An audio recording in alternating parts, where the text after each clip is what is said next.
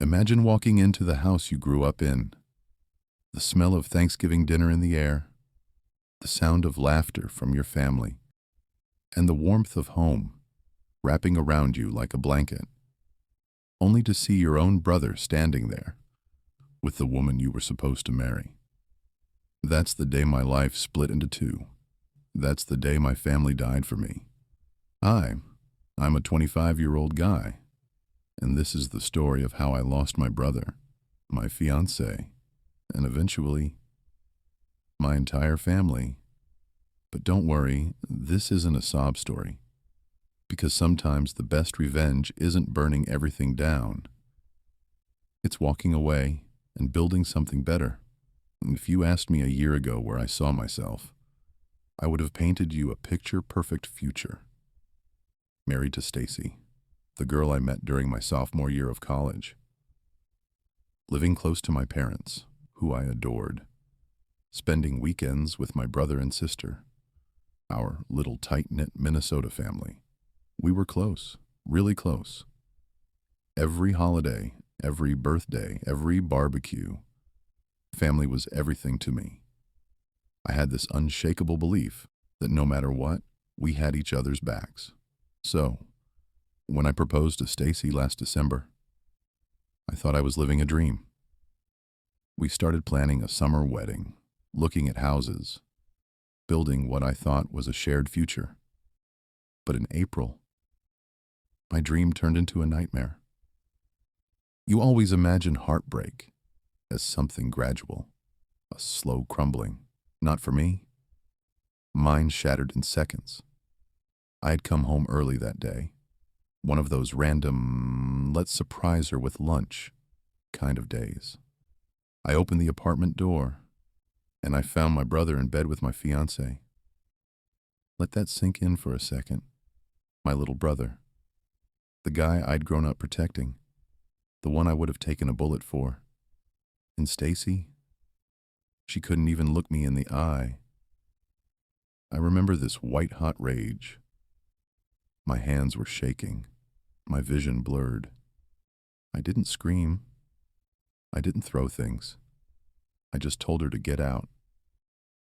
Get outside. She tried to explain, said it wasn't what I thought.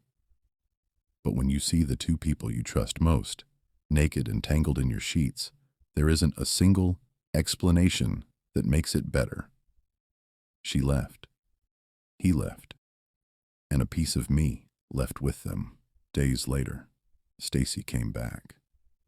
Not to beg for forgiveness, oh no, but to tell me she'd fallen in love with my brother over the years. Fallen in love? When? During our dates? On the nights we planned our wedding? Every single memory with her suddenly felt tainted. I blocked her. I blocked my brother.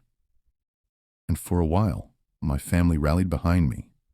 My parents were furious with him. They banned him from family events. My sister wouldn't even talk to him. For a moment, I thought, maybe, just maybe, I'd be okay. Healing takes time, but work was my lifeline. One day, my boss called me in.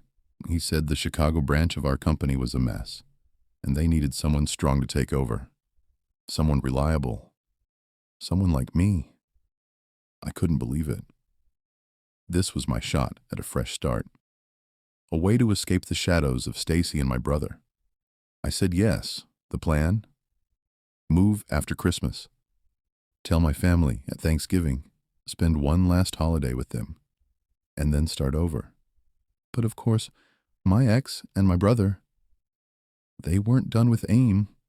Thanksgiving is supposed to be about family, right? About love, forgiveness, and gratitude. Yeah, not mine. I pulled up to my parents' house, not even noticing my brother's car among all the others.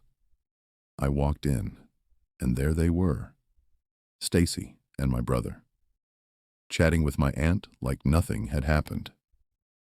It felt like the air had been sucked out of the room. My aunt called for my mom, and suddenly everyone was looking at me. I sat down, my heart pounding. And my mom began, "Sweetheart, what they did was wrong, and I hate that the family is split. But we need to move forward. We need to forgive." Forgive? And Stacy and my brother started mumbling apologies. I raised my hand, silencing them. Then I turned to my sister. "Do you agree with this?" She couldn't even speak. She just nodded, tears streaming down her face. I turned to my dad. "Yes," he said, firm and cold. And just like that, I realized I was alone. I stood up, walked out, and didn't look back. While they were carving turkey and pretending everything was fine, I sat alone in a McDonald's, eating the saddest Thanksgiving meal of my life. But in that greasy booth, I made a decision. I didn't need them. Not anymore. I blocked every single one of them, turned in my phone plan, and got a new number. Doubled my cell bill. But at least I didn't have to see their names on my screen anymore. I told my boss I wanted to move early. Found a landlord in Chicago who said, "Sure, come now." On December 15th, I left. No goodbyes. No second chances. For weeks, I heard nothing. Then, last night, I got an Instagram DM from a new account. My mom. She asked why I left without saying anything. Said the family missed me and wanted me to come for Christmas. You know what I said? "You only have one son now. I'm no longer family." Then I blocked her. For good this time. I'm even considering changing my last name. Because I'm done carrying the weight of people who didn't value me. People think revenge is about fire and fury, about making the other person pay. But here's the truth. The best revenge? Living a life so good, so full of peace and purpose, that they become nothing but a sad chapter in your past. Chicago is my clean slate, my freedom, and I can't wait to see what I build without them dragging me down. If you've ever been betrayed by the people who were supposed to love you the most, you know how deep those wounds go. Would you have forgiven your family if they asked you to move on? Or would you have done what I did? Cut them out completely? Let me know in the comments. And if you're looking for more stories where karma hits hard, stick around. Because this is just the beginning.